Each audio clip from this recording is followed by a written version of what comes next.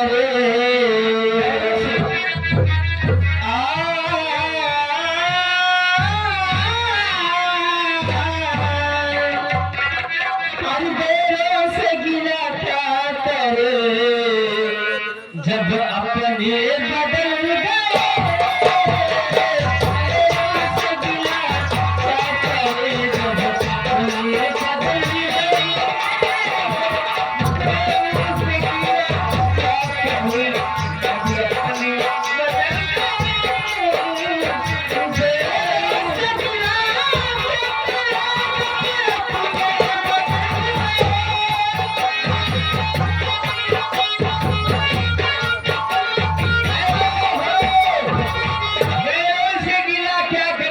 अपने बदल गए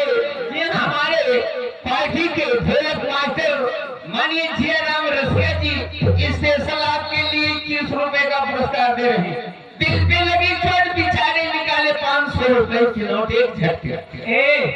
जैसे अगर हम नहीं कर देते थे जियाराम भैया प्यारी हमारे राधे श्याम भैया आए।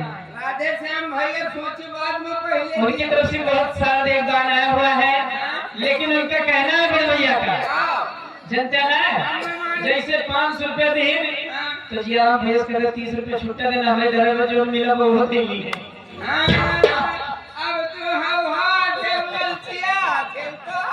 लेकिन हमारे राधेश्याम भैया का फरमाइश है, क्या है हमारा भैया तो आप सही हो।